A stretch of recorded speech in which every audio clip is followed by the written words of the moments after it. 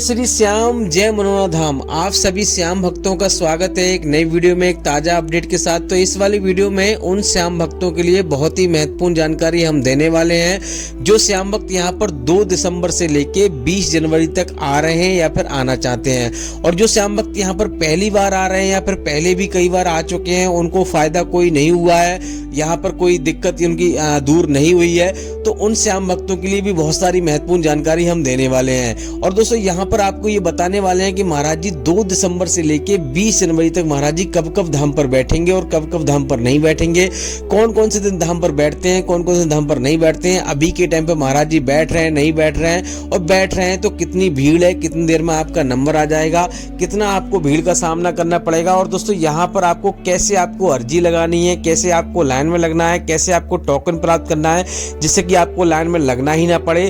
और दोस्तों कैसे आपको यहाँ पे अर्जी जमा करनी है जिससे कि आपकी पहली बार में ही अर्जी स्वीकार हो जाए, पहली बार में ही आपको फायदा हो जाए।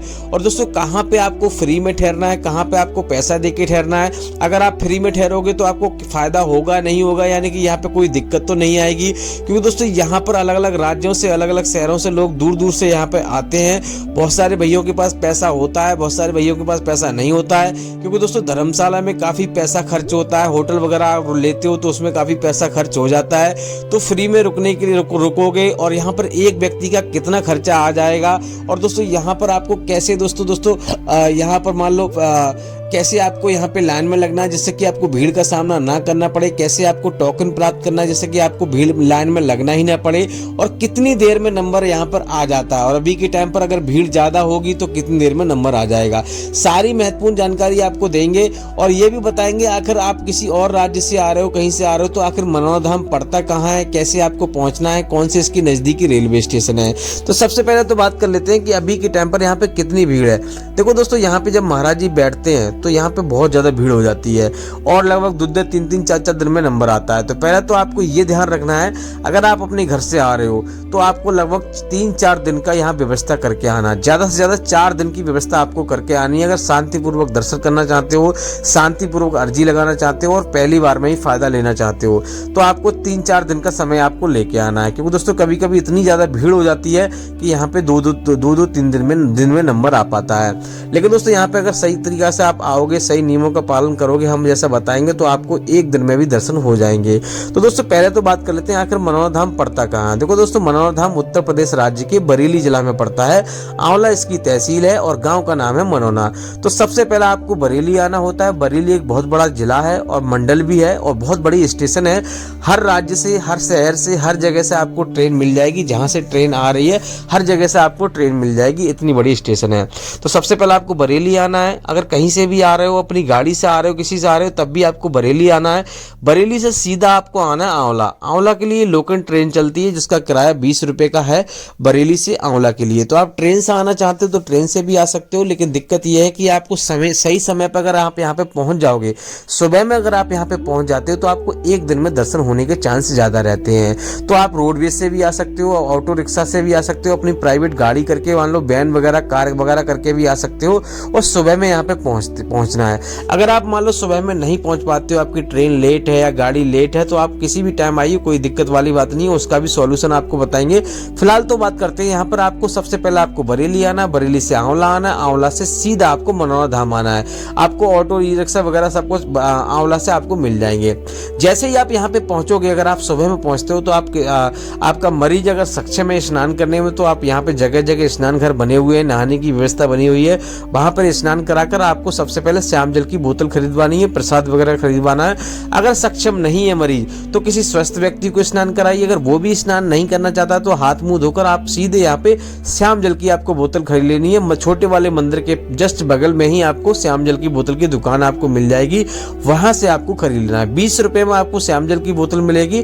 51 रुपए से प्रसाद शुरू होता है, 10 रुपए का अर्जी फॉर्म होता है, वो आपको खरीद लेना है, और 10 रुपए का धागा खरीद लेना है। तो दोस्तों बात करते हैं यहाँ पे अर्जी आपको कैसे लगानी है। देखो दोस्तों अर्जी में फॉर्म में अगर आप भरना जानते हो तो आप स्वयं भर लीजिए, अगर आपको भरना नहीं आता है जहाँ से आप अर्जी फॉर्म आपको ने लिया है दुकान वाले भैया से, यानी कि यहाँ से आप प्रसाद लोगे वहीं से आपको अर्जी फॉर्म लेना है, तो उनसे ही भरवा लेना है। आपको जो भी समस्या, आपकी जो भी दिक्कत है आपको बता देना, आराम से अर्जी फॉर्म भर जाएगा।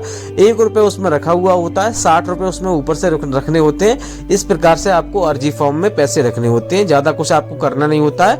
अब दोस्तों बात करते हैं यहाँ पे पहला काम क्या करना है। दोस्तों पहले आपको मंदिर की लाइन में लगना है, महाराज जी की लाइन में आपको नहीं लगना है। महाराज जी की लाइन भी सुबह 4 बजे से लगना शुरू हो जाती है और मंदिर की लाइन भी यहाँ पे सुबह 4 बजे से लगना शुरू हो जाती है, तो मंदिर की लाइन में आपको लगना है। मंदिर में ही आपको अर्जी जमा करनी है, मंदिर में ही आपको प्रसाद जमा यानी कि चढ़ाना है, सारे काम मंदिर में ही आपको करने हैं। आपको महाराज जी के पास आपको कुछ भी लेके नहीं जाना है। दोस्तों बात करते हैं यहाँ पर आपको पहली सावधानी क्या बरतनी है। देखो दोस्तों, घर से आप चल रहे हो तो आपके मन में ये विचार बिल्कुल भी ना आए कि यहाँ पे हमारी अर्जी स्वीकार होगी या नहीं होगी। दूसरी बात यह है, अगर आप मीट मछली खाते हो तो आपको वो सारी चीजें छोड़ देनी है, ये चीजें आपको नहीं करनी है। और यहाँ पर आपको जैसे ही आप मंदिर के दर्शन वगैरह करोगे, आपको सीधे महाराज जी की लाइन में आपको लग जाना है। महाराज जी की लाइन में लगने के लिए बहुत लंबी लंबी लाइन लग जाती है, तो आपको किसी स्वस्थ व्यक्ति को लाइन में लगा दीजिए, मरीज को लगाने की आवश्यकता नहीं है। जहां आप विश्राम कर रहे हो वहीं पे आपको मरीज को बैठाल कर रखना है। जब आपका नंबर आए तो किसी दोस्त यानी कि 2-3 व्यक्ति लगभग आप लेकर आइए, उसको आप बुला लेना है, आराम से आपके दर्शन हो जाएंगे। यहाँ पे टोकन लेना चाहते हो तो दोस्तों टोकन की व्यवस्था भी है, लेकिन टोकन उन्हीं लोगों को मिलता है जो ज्यादा गंभीर होते हैं। पहले थोड़ी बहुत लिखा पढ़त होती है, उसके बाद आपको टोकन दिया जाता है। तो यहाँ पे जहाँ सोलर प्लांट लगा हुआ है, जहाँ से आप मान लो धर्मशाला का टिकट बुक करोगे, वहीं से आपको यानी कमरे वगैरह का टिकट बुक करोगे, वहीं से आपको टोकन की व्यवस्था भी आपको हो जाएगी, टोकन भी आपको मिल जाएगा। यहाँ पे पैसा किसी बात का नहीं लिया जाता, सिर्फ यहाँ पे रुकने खाने पीने का जो भी प्रसाद वगैरह का खर्चा होता है वही होता है। एक व्यक्ति का लगभग 500 रुपये का खर्चा आ जाता है अगर यहाँ पे धर्मशाला में नहीं रुकता है। धर्मशाला में आप रुकना चाहते हो तो यहाँ पे 1000 से लेकर 3000 रुपये का आपको कमरा मिलेगा, जिस प्रकार का आप कमरा लेना चाहते हो।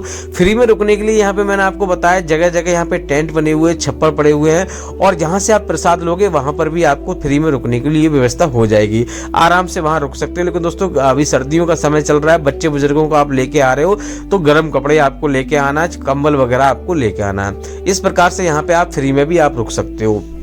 अब दोस्तों बात करते हैं आपको कौन कौन सी सावधानियां आपको बरतनी है। तो दोस्तों यहाँ पर सबसे पहले तो आपको श्याम जल का सेवन यानी कि जो श्याम जल का सेवन है सुबह 4:30 बजे से लेके दोपहर के 11:30 बजे के बीच में आपको कर लेना है। पूजा पाठ करने के बाद, स्नान करने के बाद आपको सिर्फ एक बार श्याम जल का सेवन करना है और कभी भी आपको अनजा नहीं करना है। और आपको ऑनलाइन श्याम जल आपको कभी नहीं मंगाना है, इस बात का विशेष ध्यान रखना है। ऑनलाइन आपको अर्जी नहीं लगानी है, ऑनलाइन आपको कोई काम करना ही नहीं है, इस बात का विशेष ध्यान रखना है।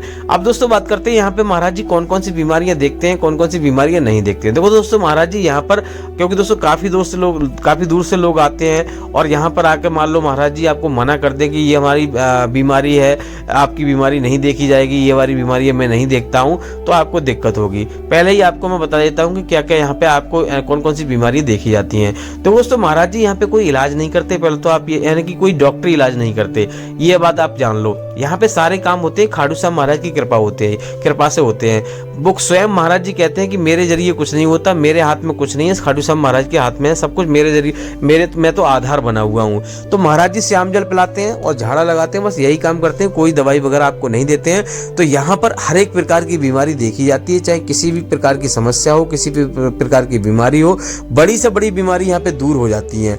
क्योंकि दोस्तों यहाँ पर आप समझ सकते हो कि यहाँ पे 10-10 लाख रुपए की लोग गाड़ियां यहाँ पे दान में दे के चले जाते हैं, यूं ही थोड़ा ही चले जाते हैं। और यहाँ पे पहले कोई भी मान्यता नहीं थी, लेकिन दोस्तों 4-5 साल में इतनी ज्यादा मान्यता हो गई है, इतना बड़ा मंदिर बन गया है, इतने ज्यादा यहाँ पे लोग आते हैं, 4-5 हजार किलोमीटर से दूर से लोग आते हैं और यहाँ पे लोगों को फायदा होता है। तो यहाँ पे आपको ये नहीं सोचना चाहिए कि यहाँ पे फायदा नहीं होगा। दूसरी बात यह है कि आपको पहली बात मैंने बता दी, आपको मीट मछली नहीं खानी है, ऑनलाइन श्याम जल आपको नहीं मंगाना है। ट्रेन में आप श्याम जल लेके जा रहे हो तो आपको पैरों के तले नहीं रखना है, ऐसी जगह कहीं नहीं रखना है जहाँ पे खंडित हो जाए। दूसरी बात यह है कि यहाँ पे लाइन में लगने के लिए आपको यहाँ पर किसी स्वस्थ व्यक्ति को ही लाइन में लगाइए, मरीज को लाइन में ना लगाओ, क्योंकि दोस्तों वो परेशान हो जाएगा। और दोस्तों बात करते हैं, काफी भैया कहते हैं कि भैया हम पहले भी यहाँ पे आ चुके हैं, सारे नियमों का पालन किया, हमारी अर्जी स्वीकार नहीं हुई। तो हम आपको बता दें, उन लोगों की अर्जी स्वीकार नहीं होती है जो लोग यहाँ पर जिन लोगों के साथ पुण्य नहीं होते हैं। जाने अनजाने में हर कोई पाप कर बैठता है, मैं भी पाप कर बैठता हूँ, उसी के कारण हमें ये दुख भोगने पड़ते हैं। तो आपको थोड़ा सा इंतजार करना चाहिए, देर है अंधेर नहीं है। एक बार में नहीं हो रहा, 2 बार में नहीं होगा, 3 बार में होगा। आप खाटू श्याम महाराज से विनती करोगे, अर्जी लगाओगे, आपकी मनोकामना जरूर पूरी हो जाएगी। अब दोस्तों दोस्तों बात करते हैं महाराज जी कौन से दिन धाम पर बैठते हैं, कौन से धाम पर नहीं बैठते हैं। बुधवार और बृहस्पतिवार को महाराज जी धाम पर नहीं बैठते हैं। इस दिन आप आओगे तो आपको महाराज जी धाम पर नहीं मिलेंगे, इस बात का विशेष ध्यान रखना। इस दिन अगर आप आओगे तो आपको यहाँ पे आशीर्वाद आपको नहीं मिलेगा। महाराज जी भले से ही धाम पर हो, आशीर्वाद आपको नहीं मिलेगा। तो वेडनेसडे और थर्सडे को आपको नहीं आना है। अब दोस्तों बात करते हैं महाराज जी यहाँ पर 2 दिसंबर से लेके और 20 जनवरी तक महाराज जी कब कब धाम पर बैठेंगे और कब कब धाम पर नहीं बैठेंगे। देखो दोस्तों यहाँ पर 2 दिसंबर से लेके 25 दिसंबर तक महाराज जी धाम पर बैठ रहे हैं। अभी ऐसा ही अपडेट आया है। अभी आगे कोई अपडेट आएगा, महाराज जी अचानक कहीं पे चले जाएंगे या फिर जनवरी में बैठेंगे नहीं बैठेंगे, ये अभी हम नहीं कह सकते। आगे का हम अपडेट अगली वीडियो में आपको देते रहेंगे। तो हमारे चैनल पर आप नए तो चैनल को सब्सक्राइब करके रखिए। वीडियो अगर आपको अच्छी लगती है वीडियो को लाइक कीजिए। अगर आपको कुछ और जानना है तो आप हमें कमेंट कीजिए, उसके ऊपर हम वीडियो बना देंगे या फिर आपको जवाब दे देंगे। तो दोस्तों इसी मंगल कामना के साथ कि आपके जीवन में खुशियां बनी रहें, खाटू श्याम महाराज की कृपा हमेशा आप पे बनी रहे, इस वाली वीडियो को हम यहीं रोकना चाहेंगे। उम्मीद करते हैं आपको वीडियो अच्छी लगी होगी तो लाइक कर देना, चैनल पर नए चैनल को सब्सक्राइब कर देना। तब तक के लिए जय मनोना धाम, जय खाटू।